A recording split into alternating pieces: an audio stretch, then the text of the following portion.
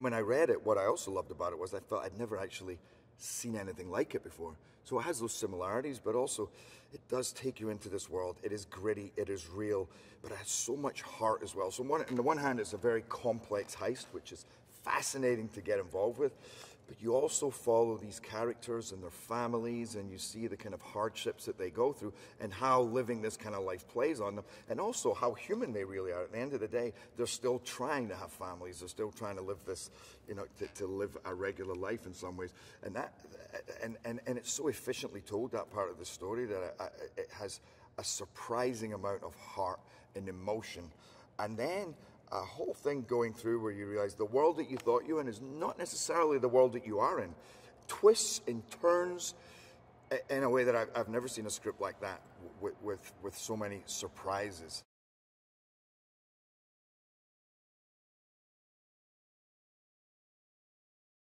Big Nick is a very, very powerful, driven alpha male in a world of alpha males. You know, his regulators, he handpicked each one of them on the basis of their wildness, their brutality, you know, and their smarts.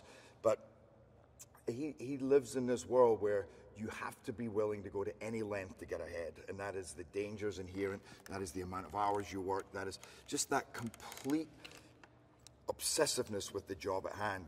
And of course, you do that, and you know, it's a kind of process of osmosis. Things rub off on you, and he's not living the best life.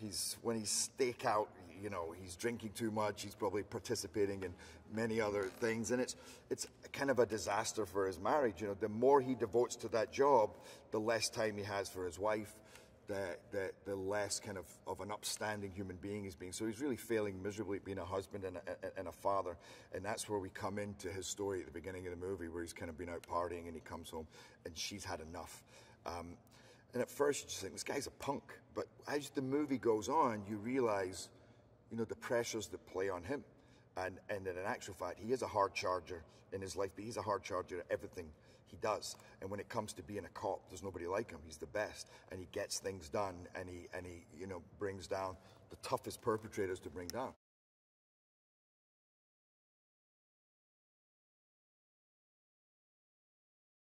The Outlaws are all ex-military, which is something that we start to piece together. You know, a lot of these guys, they grew up together. They've been friends for 20, 30 years, and they served together. So you know that they have this incredibly tight bond. You also know that they are this beautiful piece of working machinery that, you know, and you put that together with their fearlessness. You know, they served in Iraq, Afghanistan, and also that kind of code of conduct that they have. So they won't touch civilians, but they'll shoot uniforms. So you're more in danger if you're a cop taking them on. But at the same time, they don't really like what's going on. The second Big Nick comes on the scene in the Regulators, they don't like that because they know these guys. And no criminal wants the Regulators on top of them, because these guys, they operate in a different way, and they're going to break a lot of rules to bring you down.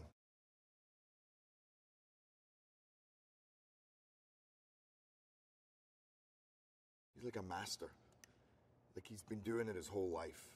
And you know, in the little bits that he needed, you know, help with, you help him. But he had no ego, such a great, you know, so great to work with. And we've worked so well together. But he has also such an understanding of film history, filmmaking. So his, you know, the way he puts scenes together, the way he puts shots together, and his understanding of pacing and everything, I've been very surprised and very happy. But also his manner on set and allowing you to experiment, to have fun, to go for it, and being incredibly encouraging and passionate and just sensitive to your needs. That's something you don't often get with a first-time director. And that's another thing that Christian brings, both as a writer and as a director, is he's a strong, masculine guy. You know, he's all about his martial arts. Most of his buddies are some of the toughest guys you've ever met. But he's also incredibly soulful and one of the most sensitive individuals I've ever met.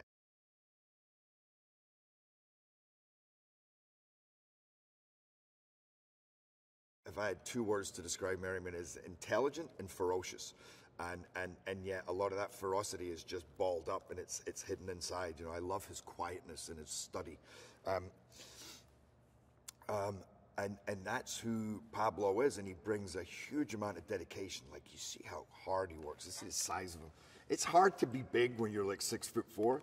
I mean, I'm 6'2". It's hard enough for me to get big, but I know it's even harder for him to get big, and he's like a monster. And the training that he's put in, you know, with the guns and with Paul Maurice, our kind of technical advisor, he's worked so hard, and he looks so proficient, and he's just that kind of all-rounded badass that is Ray Merrimen, you know. So it's been, and a very, very, very talented actor, and just brings it 1,000%, which is what we needed for that role.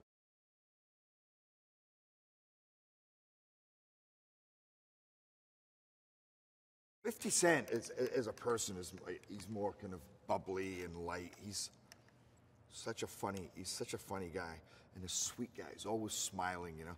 With Enson, he takes the weight that he has and the gravitas, and he lets that shine, just pulls it all in and focuses. And when he speaks, it's crazy. Like in the read-through, barely raised his voice, but you didn't listen to anybody in the room more than you listened to him. And when he said something, it meant something, and that's who he is. He's just powerful, quiet, considered.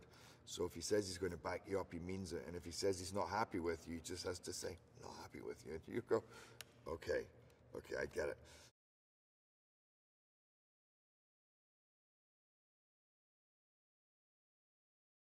O'Shea, to me, is the find of this movie. I got to tell you, that kid is amazing. His mind is just extraordinary.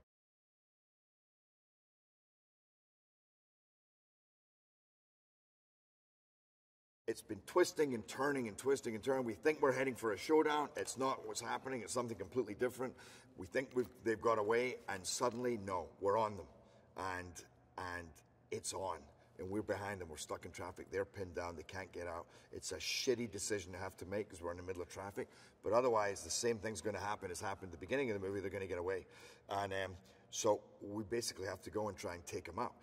But earlier on that day, we were all aware that this was war. We were going to war. You know, we're all sitting up, and it's that two tribes go to war, and that moment has arrived. Again, like I say, in the worst possible way, because you have to see this to see there's hundreds of cars. We're in the middle of a traffic jam, and this is a route that has lorries, vans, trucks. It's just the worst place to be carrying this out. But and then it unfolds into what I think is going to be one of the most tremendous action scenes. And again, tremendous one, because we get big action scenes in movies now, but because this movie so specifically has these characters that you've grown and know and feel and love and hate, but understand, and again, become emotionally involved with, it has a whole different meaning. That's what takes it away from just an action movie, because you are living every moment with these characters, and because it is not, we made sure to stay away from stunty action, but to base it in reality. Who are the cops? How do we fire? How do we approach? What do they do?